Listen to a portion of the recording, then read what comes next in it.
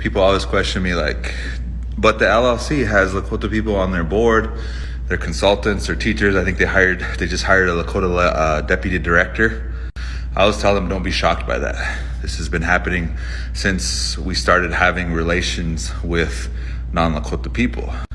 In the old days, some of our people, especially our warriors, they were given certain privileges for their proximity to the Indian agents.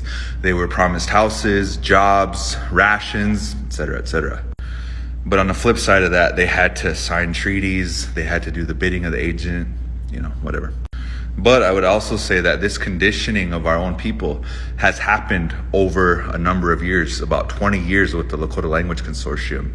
So that conditioning, to think that conditioning is going to go away in 2 years, it just isn't realistic.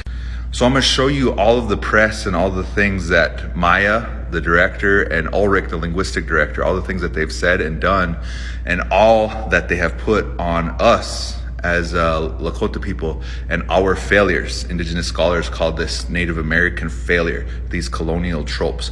It shifts the blame of what it really was and what really happened.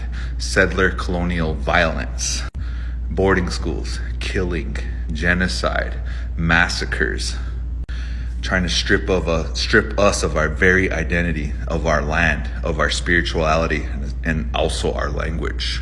So when someone's gonna take your resources, they're going to delegitimize your authorities first. So this was very skilled, very devious, but very skilled. They attack our elders as teachers first.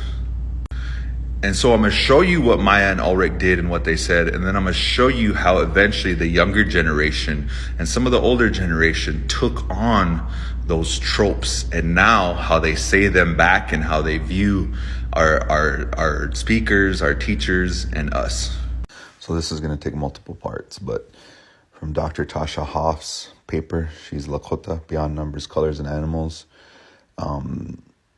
Meek highlights that such enumeration rhetoric ultimately focuses on the younger generation's inability to learn Indigenous languages and thus contributes to the colonial trope of Native American failure. I argue that Standing Rock used the same rhetoric of enumeration to investigate the older generation's lack of training in how to teach Indigenous language, thus opening up areas of possibility for language revitalization or settler colonial violence.